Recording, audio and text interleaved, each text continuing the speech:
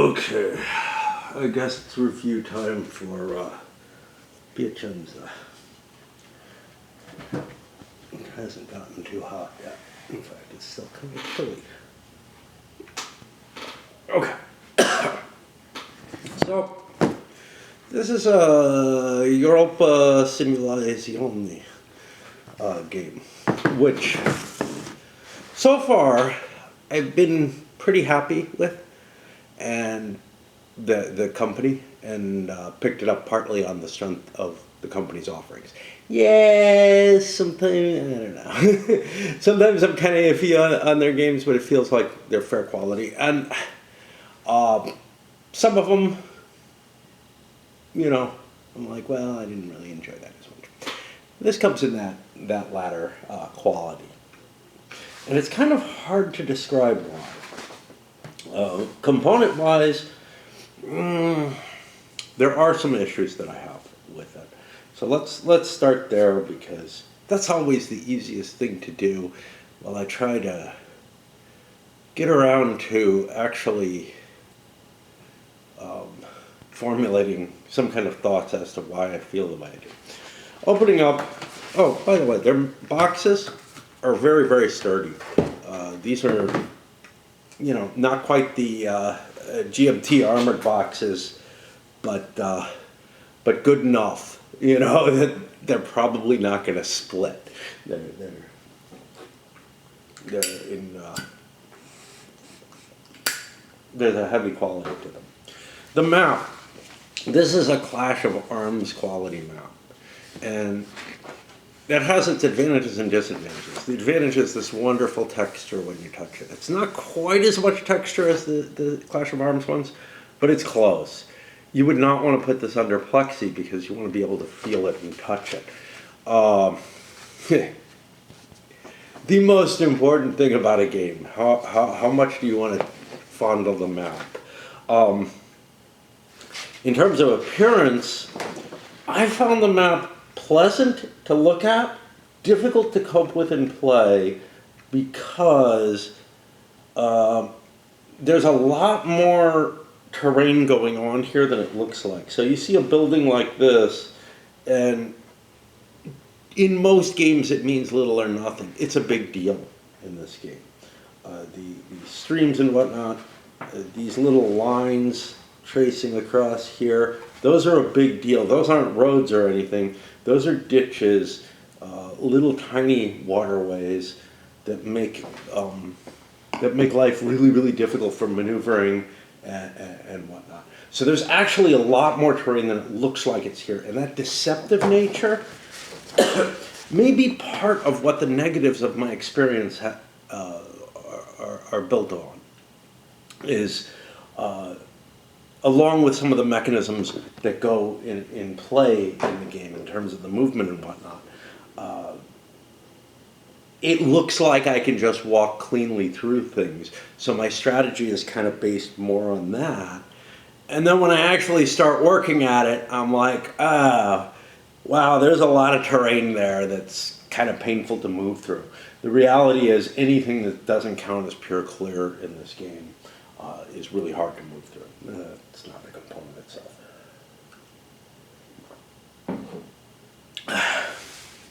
There's some player aids. Everything in the game is bilingual. There's Italian versions and English versions. So you got. So I'm going to show you the English versions of the play aids. Just know that there's a duplicate, not on the same card, on a different card, with the Italian version of it. Okay, so this is your charts and combat charts and tables. There's a little too much information on this card for its size. You can see they don't have room for a border here. And yet, there's not quite everything you need for the combat system. And it's a little confusing in the presentation, again, probably because of the cramped nature of it. So like the melee results are down here. They're not really segmented. And the fire tables here, you would expect somewhere below it, but no, they're over here. And they're similar results, but slightly different. And that actually caught me at one point. The terrain effects chart. The typeface on this fucker is horrible. It's almost unreadable to me.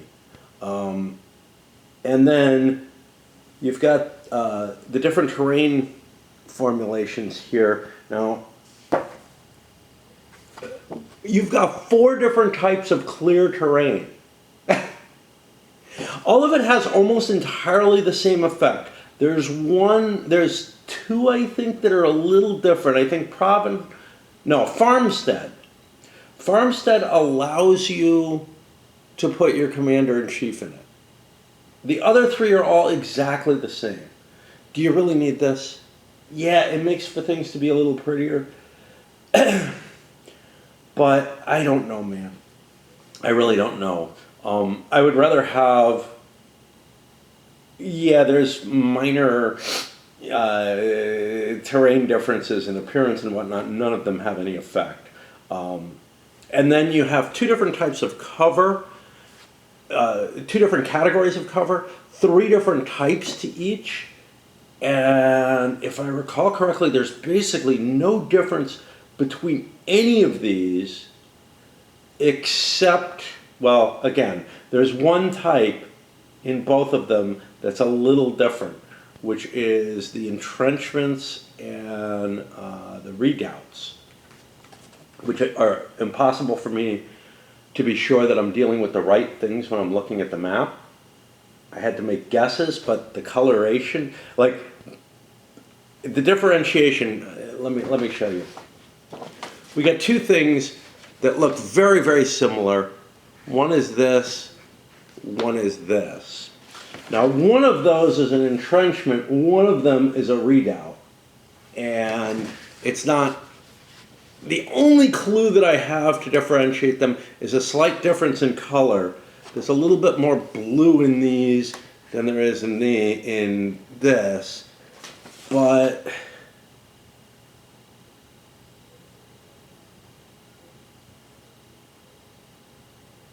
now I'm looking again, and I think these are were entrenchments, which makes a huge difference if that's the case. Like now that I have it right up against me, I can see a differentiation in color between this and this. I could not see this on the table.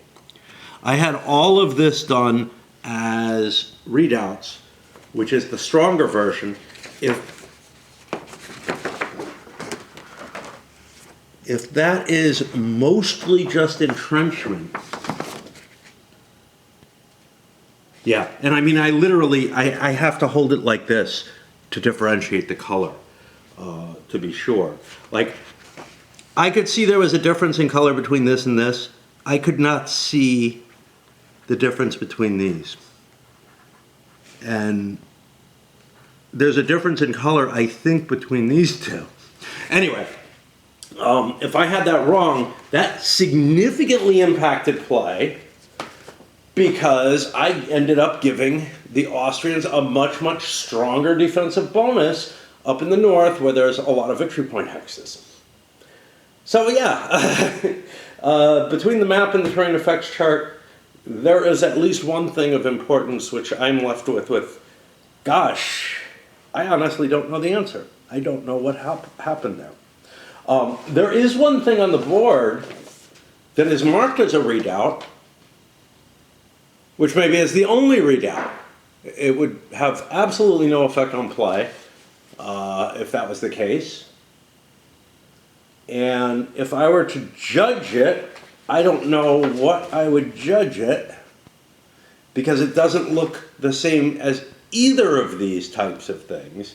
It's like a third type of thing. No clue, man. Yeah, and that's some of the going with the kind of muted, washed out map that's pretty looking. Well, it may have completely invalidated my play, but don't worry.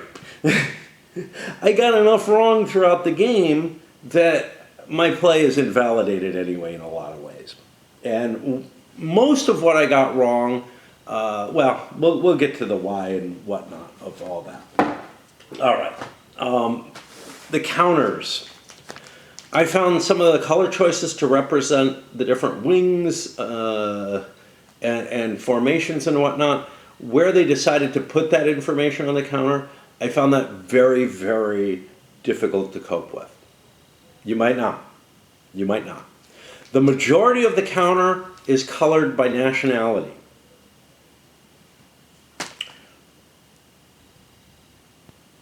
If you flip a counter over, that color changes.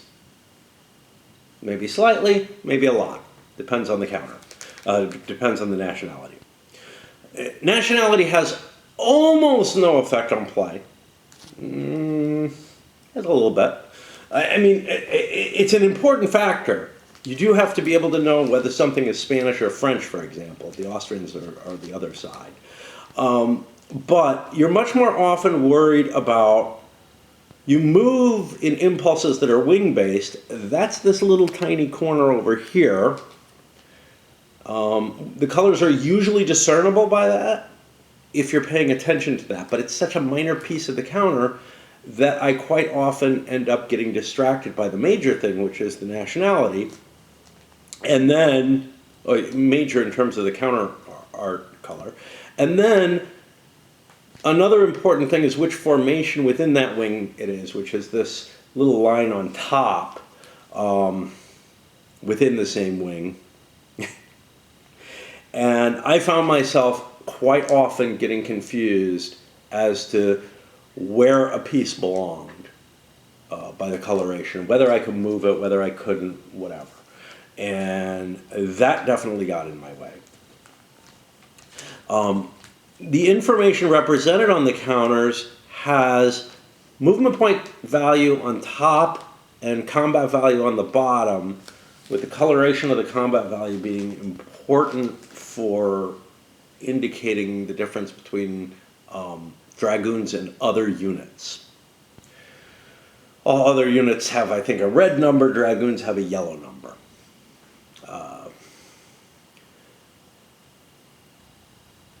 I guess that's all okay. It's not made clear in the rules. It's not easy to find in the rules the difference between, the dragoons. Like, it's not. I don't think that it sits in the in sort of the description of the counters. It's not really decided there. And in fact, another key factor: some units are lights, some are grenadiers. The grenadiers are very clear. They have a little box around their combat factor. The light units have a weird little scripted L on them, which is hard to notice at all. I may well have ignored lights at times. I know that I couldn't find anything with an L. I expected it to be near the combat value. It wasn't. It's just floating somewhere near their gun or whatever. And that has an impact on play. I don't think it ever had an impact on my play because I don't think I ever had to roll for the thing that had a bonus for lights for an actual light unit. But that may well be that I just didn't notice that I was supposed to roll for a light unit because that L is so indistinguishable. So, key little bits of information now presented in a visible way. There is a graphic component to each unit. A little physical representation of the dude who would be there in his uniform and everything. I'm kind of used to these, but they're in all kinds of different poses. And that is problematic. When your eyes start going, when you're wearing glasses that, you shouldn't be, you should be wearing slightly better glasses. When your glasses are dirty, whatever, it's hard to distinguish to the extent of which I had trouble telling, like, whether a running man was a horse and stuff like that. Stick to one pose. If you really need to put the uniform colors in and whatever, great, I understand that. It does something. I kind of like it to some extent, but it's also, hey, that's more of a minis thing, right? Informational count. Oh, about the numbers, yeah. So the movement on top, the combat on the bottom. I found this a little disconcerting. Sometimes I couldn't remember which was which, just because it's not, sort of the canon positioning. Normally you'd have the combat on the left side of the counter, the movement on the right side of the counter. Well, they needed the right corner of the counter to be the wing formation, so they just moved the movement up. And now that I kind of think of it in that sense, I think it would be easier to remember. But instead, what I quite often was doing as I was working through things was I was mistaking the movement for a combat value. I don't think I was ever mistaking the combat as a movement value. So, take it as you will. But when I'm working down the line looking for combat values, it's the most important thing. And honestly, I think I would have been more comfortable if they had switched, but I understand the reasoning of why they moved the way they do now, and maybe it would stick better in my head. I don't know. I really don't know. Anyway, the rulebook itself. So I struggled with the rulebook. It's got a fair amount of color in it. Something that I pointed out that I like about the color is that this is all stuff that you don't need to read. All the colored stuff can be completely ignored.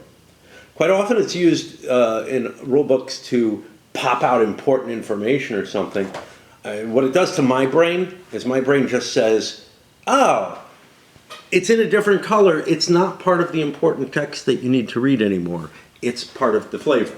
And that is actually how this game handles it. It gives you, a lot of historical notes that are very interesting in there. And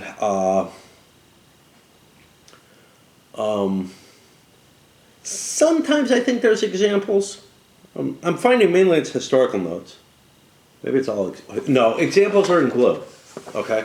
So again, another use of color. Now, I do find that the use of color pictures, I know it's helpful to a lot of people. It actually makes it harder for me for some reason to be able to, I don't mind black and white pictures, to be able to find things within the rules. I don't know why. So there's just a frustration value to me for that I think is very rare, but it does impact. I've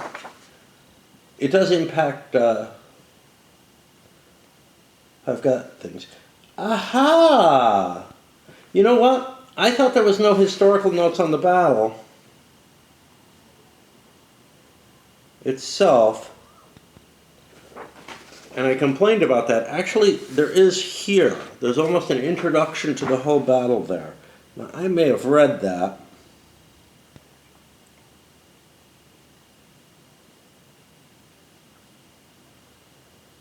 But forgot about it. But that gives actually a relatively, although it's a little weirdly presented. I found the rules themselves difficult to cope with for other reasons, though. Ones that I'm finding it hard to express.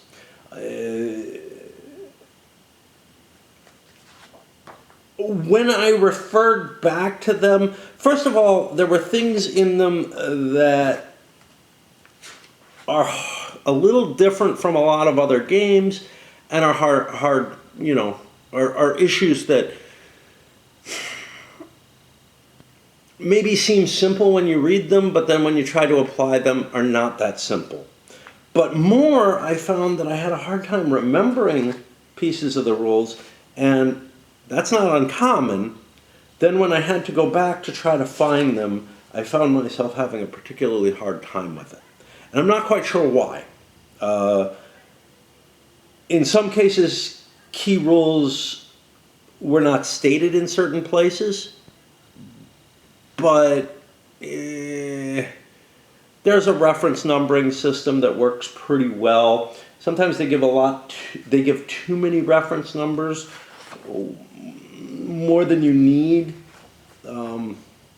Like a given statement will say C, and it'll give you like 5 different reference numbers, so you have to page through, find all of them, and then, But there wasn't a lot of little reminder terms or stuff that would help tell you which of those reference numbers you wanted to go to, or maybe make it so you didn't need it at all, like it would help you recall the rules. I found that a little difficult. Oh, I didn't mention something.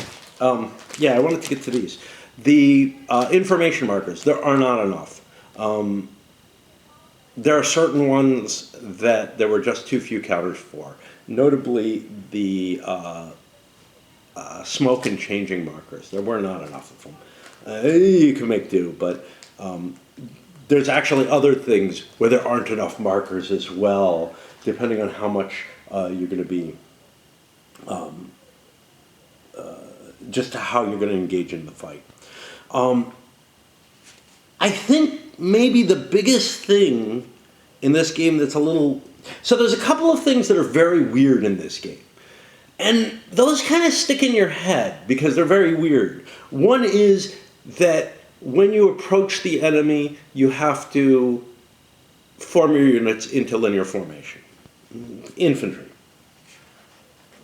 And another is fire a simultaneous. If you shoot at someone, they get to shoot back at you. And there's 2 rounds of fire that could accumulate out of firing. Those 2 things are a little funny and a little clunky and are sort of what's special about the game, right? For the most part, I feel like I have a grasp on those after fiddling with the pieces a little bit. But some of the stuff around the edges, I was finding myself having more and more difficulty. How do I cope with, this based on that, this based on that? I found myself quite often forgetting to count leaders into things because leaders don't have to necessarily be stacked with a unit in order to give it a combat bonus. They can be adjacent as well. So I would just lose track of them. I don't know why. Again, it may just be that I think there's an accumulation of things that made my play very, very painful for me. An accumulation of new ideas, rules that weren't terribly easy to cope with, mechanisms that are clunky, a scenario that is not designed for easy deployment and use within the rules. Just all kind of stuff that kind of put me in a position that caused me serious problems. Okay. Aha. Yeah, so there's things that I'm used to. For example, when a unit's routed, in most games there's a movement in which the routed units keep running away. Well, here, that happens during further activations, but I had forgotten that and didn't remember to go look that up, so my routed units kind of just stayed milling around in place. I don't know how much effect that actually had. It would have taken them a while to move back. All that I'm going into with all of this is that I found this a very, very difficult system to play and get any enjoyment out of. And one of the big reasons is, in movement, when you start making movement hard, I have pain in the game. That's just, and to represent linear combat properly, you have to make units difficult to move.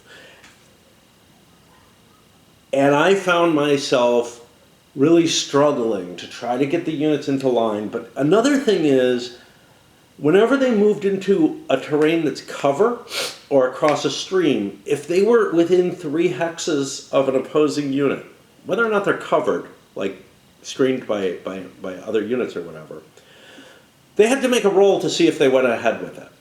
And that can break up your linear formation. Already hard to maintain, right?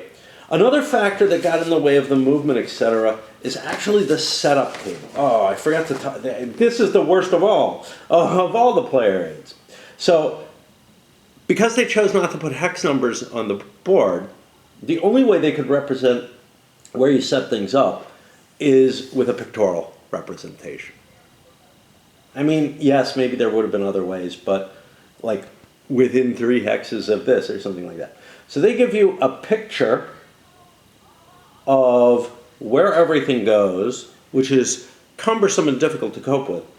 But beyond that, the actual setup, which I assume is from historical standards, research and whatnot, the actual setup they hand you is one which makes it really, really painful for the French to actually get their units into a position where they want into the kind of position that you'd want them to fight in. And it turns out you don't have enough time to move your units around and get them into a better position. So you're going to be attacking with a French-Spanish force, in ways in which they actually can't do much. So to start with, there's some entrenchments up here on the map.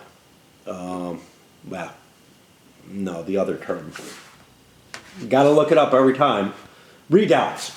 There's some redoubts up here, which may not be redoubts. They may be entrenchments because I couldn't differentiate on the map.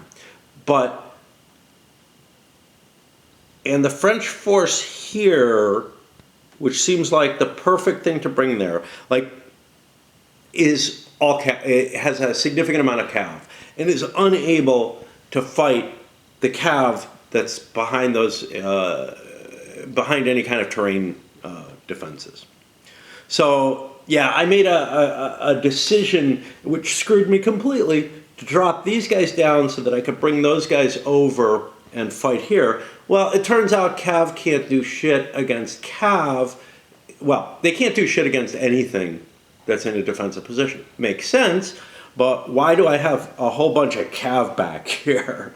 What am I doing with them? Again, the French deployment is filled with all kinds of traps for you. You have this unit here, which is the right wing of the army. Well, that's obviously the thing that's the furthest advanced, so I dropped them down on an outflank. Turns out that the center of the army is heavier in cav and would have been better. Of course, the center of the army is further back. It's going to have a hard time getting around here, and I couldn't even complete that outflank and get any real advantage out of it in the terms of the game before I ran out of time.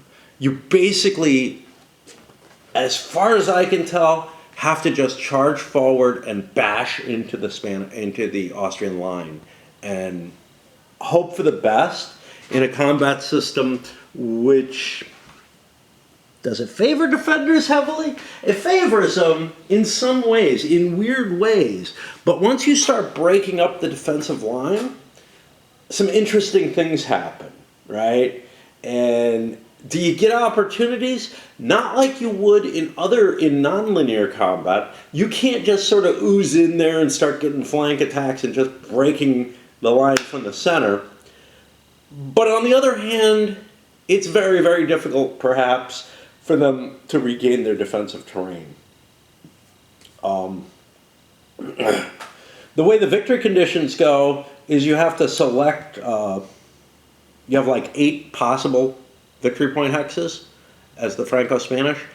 You secretly select 4 of them, and then at the end of the game, whoever has the majority wins. But if you hit this turn without getting any yet, you just lose. And I found it impossible to get through and to get one. If I made the mistake, and if the defensive terrain that was going up through here is almost entirely the weaker type of cover, the entrenchments, I don't know how much difference it makes. The big difference is, do you have a defensive cover at all? Because the cover makes it hard to occupy the enemy location, defended location. It makes it hard for you to reinforce them as well. Because anytime you're trying to enter a cover hex, anywhere near the enemy, you have to roll a die and make a quality check to see if you can deploy into cover securely. Otherwise, you just hang out with your thumb up your ass saying, yep, here I am out in the open, ha, come to me. Which feels a little goofy, but okay. I do understand you shouldn't be able to take advantage of the cover unless you move forward, unless you take positions in it properly. And that is more painful and might be difficult. It might be difficult to cope with. The same way that crossing a stream is difficult to cope with enemies. So it makes sense when enemies are able to influence you. It doesn't make a lot of sense when you have friendly units screening you from the enemies, and that's a rule that is just not present. But anyway, if those are entrenchments and not redoubts, then instead of a -3 penalty on the firepower and whatnot, it would have been a -2 penalty. Is that a huge difference? Not really. I think the Austrians probably still would have held that defended line. And what I found was that the task for the Franco-Spanish was a lot harder than it looked like. I didn't want a frontal assault, and when I when and where I did have to assault the defenses, things did not go well for the Franco-Spanish. Of course, I didn't put my best troops there, but again, the setup rules apply to that. And I wanted to go for an outflank, and what wasn't clear to me until it got to be too late was that outflank basically meant that I couldn't win the game. You basically have to charge head-on into the enemy positions.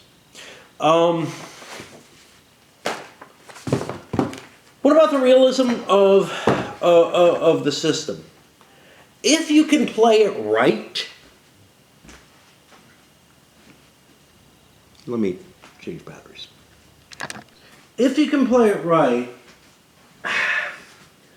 I think it would be fairly accurate as to the kinds of difficulties in moving linear formations into engagement.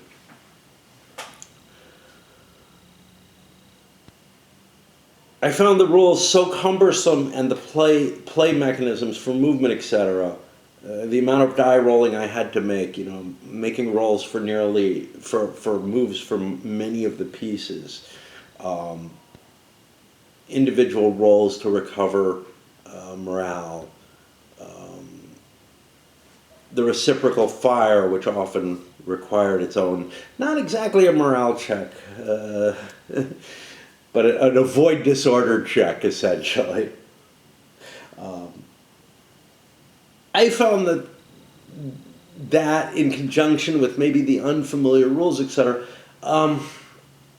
so cumbersome that no, I could not play it right. And I was left with questions at many times, left screwing things up left and right, left forgetting things that I should have been aware of, that I knew about.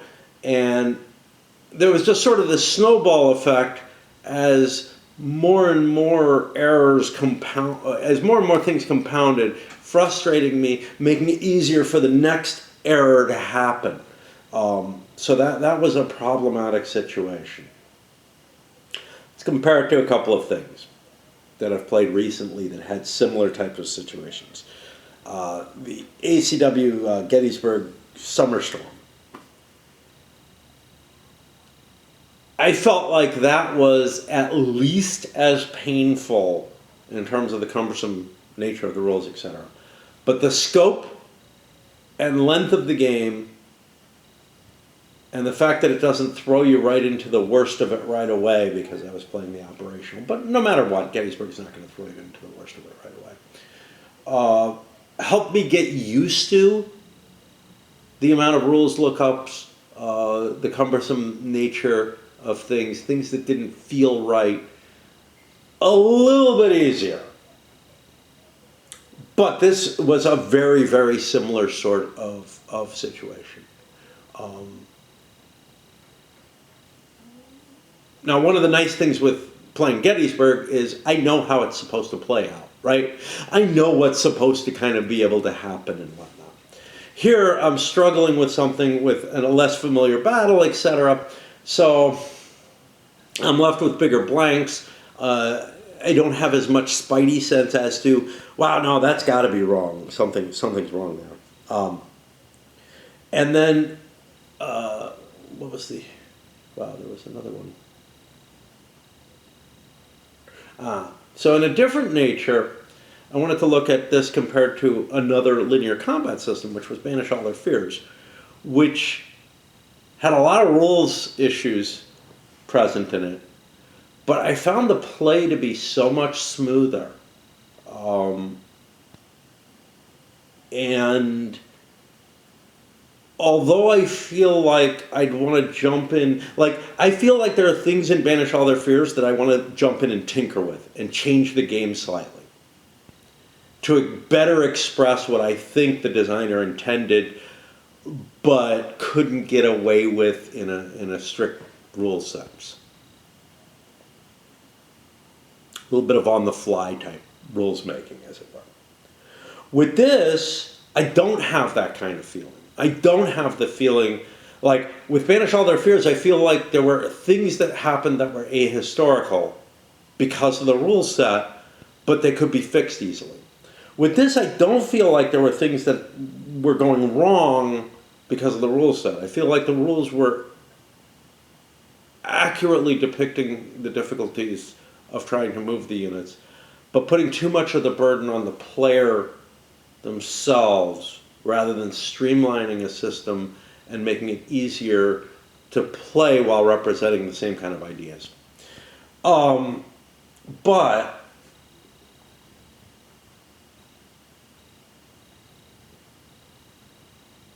I also don't see any easy way to kind of make this more streamlined, right? To make it more approachable. There's another problem. I don't think the battle's a fair one. I don't think it's a closely balanced battle or anything like that. I think the Franco-Spanish are at an extreme disadvantage and are going to have a hard time. And they're the ones who have the major job ahead of them. They're the ones who are maneuvering about trying to do a lot of stuff. Although I did find myself trying to maintain my defensive lines or fix the deployments that were forced by the setup or whatever for the Austrians, also problematic and difficult to cope with, and often requiring multiple rules lookups to see what I need to do, just because there's different places in the rules where these little pieces are. Anyway, I had an unpleasant time playing this, is I guess what I'm trying to get through to. And I'm also trying to explore the whys of it, because I'm not sure everyone would. Some people might, the rules are not terrible, right?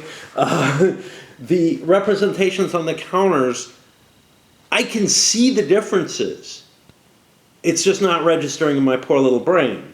The mechanisms are not horribly cumbersome the way Summer Storm is. And part of Summer Storm is the sheer size of the thing. But also the big stacks of units where you're rolling for each unit in the stack and all kind of shit like that. It's nowhere near as bad as Summer Storm is, right? Even though I compare it, because it's a recent thing that I was thinking of, or that I played recently. And yeah, anyway. I think I could pick this up again now and play it a lot more cleanly than I've been doing. I think after those few turns that I played. But it throws you not right into the action, but it doesn't give you room to maneuver around and do a lot of stuff. There's just not enough time in the game, etc. for that. And when you do start getting used to the combat, you pretty much have, the game is over. You've pretty much made your decisions. Everything's pushing on the line at that point, or you've lost because you decided to outflank or whatever. Other components in the game: second, an full Italian rulebook. Feels like a weird thing to have. Especially since the orders of battle.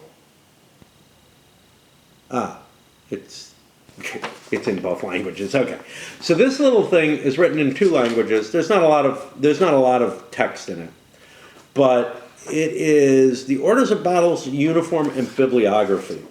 Orders of battle is useful. It helps you determine, hey, what are light infantry? Oh, there's one. Now, how could I tell that that's that? Oh, there's that weird little thing hanging off his gun. Wait a minute, is that an L? Yeah, it's kind of a weird scripted L. Neat. I guess that's what it is. It also helps you figure out things like, which are supposed to be dragoons and such not. It should not be necessary, but I found it useful and necessary because of some things that were left out, that could have been better stated in the rules, better exposed with a picture. And then, well, there's a bibliography in the back grade, It means nothing to me, but I understand from an academic point of view why that's necessary. And, it gives it weight as to, yes, this was done, this is what we used to research, but it doesn't really mean anything to me. Now, we've got things like Hans de Broek here. I've read that. But, in terms of what value is it to me as an owner of this game, this is something that could be put in, on the website or something like that. I don't really know that it needed to take up a page of paper. By the way, again, good paper on both of these. Really nice quality paper. They do the paper components really, really well on this, including the hard box. But then, and with the bibliography, I would much rather have, like, hey, here's a couple of books that I found very helpful, out of the dozens that I worked, that I used as references for this. Simply because unless I'm trying to do research in Piacenza on the battle, or make, specific, I don't know what else. This is not a research paper. It's intended to be a game. It does lend it gravitas. I don't think it's necessary. They could have had a line, for the bibliography, please see and send it to the website, and not spend a page of paper. But they were also willing to spend a page of paper to show all these images of all the different uniforms that are already represented on the counters, by the way. Again, what is it, a Minnie's painting guide? You can find that somewhere else if that's what you need, if you need to paint that. I found that much, much less useful. I was happy to see the uniforms on the counters, not so much on there. Overall, what do I think about it?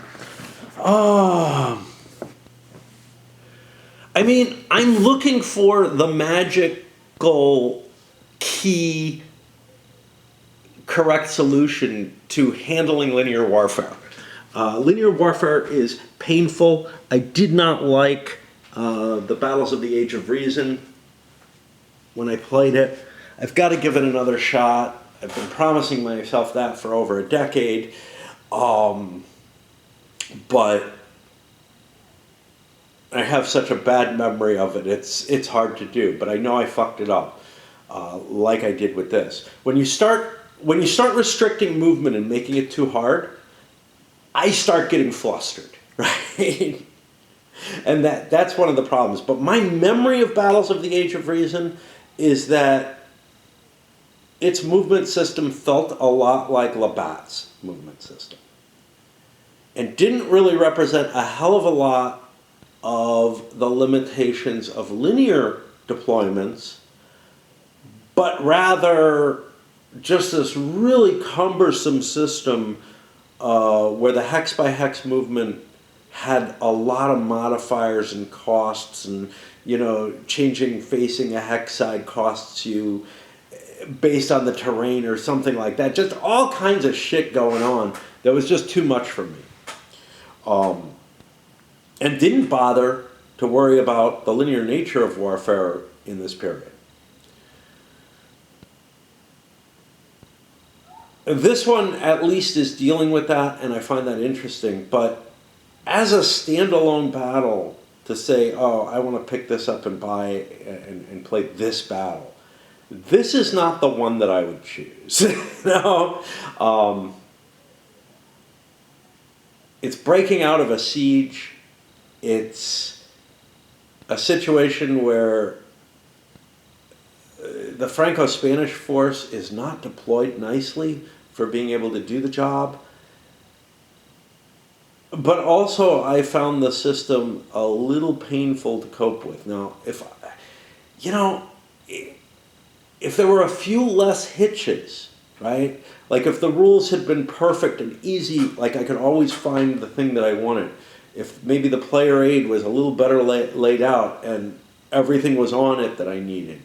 And there's very little that I don't that doesn't need to be on there, but mainly it's got to do with the layout and the typeface and stuff like that, where it really flustered me. I think there's something in this system that I actually like, but I think it needs to be presented better in terms of the rules, in terms of maybe the scenario that would get you started on it. Now there's an introductory scenario. Great. What have I done? There we go. Isn't there? There's an example of play. There's a learning scenario, the Battle of San Lazzaro. But this basically is not really a big thing. It's just, you don't play with the full battlefield. You play with the French left wing.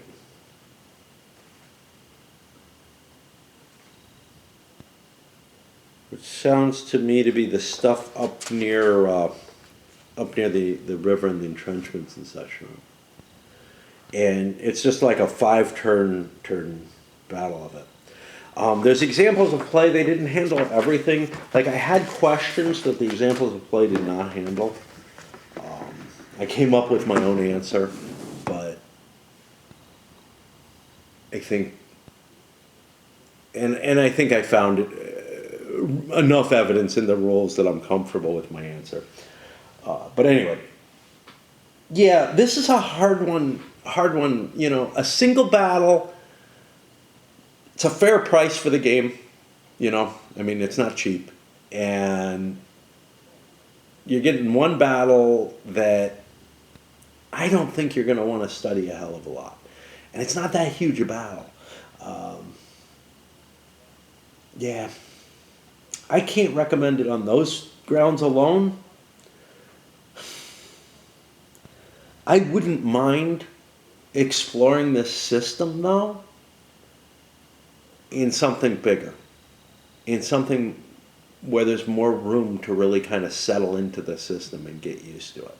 I know I was frustrated and I was hating playing this.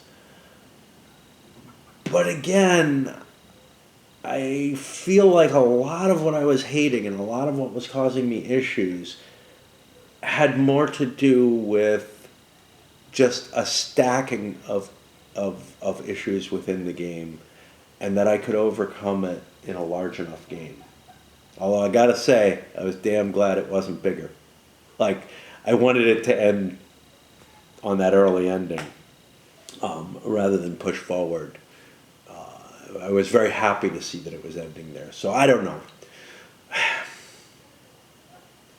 It may just be that, I can't really enjoy the full details going on in because so much of linear combat has to do with that deployment and the restrictions on how you can operate when deployed into a linear form. That just may not be a game that I can cope with. Once you start putting too much restriction and too much pain into moving your units, I start hating the system, right? I think Banish All Their Fears actually, though, kind of cuts the Gordian knot and says, yeah, the movement's kind of easy, actually. The restrictions are covered in other ways. And it does limit your movement. You are forced to deploy in linear format or form. There are some weird things that happen, though, when you start breaking through units in Banish All Their Fears, that I'm not sure units would be as willing to push forward as they seem to be in that. They would not in this. They would not be able to do some of the stuff that you can do in Banish. But I found that a game that I could play and enjoy. Even though I really, really harshed on the way that they handled the wing delineations. Make those wing delineations flexible. And this game has no such thing like that. I had wings colliding with each other all over the place and having problems. It would have been really useful to have delineations, because then I wouldn't have to worry about those little stupid corner triangles as my indication. Anyway, obviously you make your own mind up as to whether or not this one intrigues you. It's an interesting system that I wish I had enjoyed more. I guess that's what it comes to.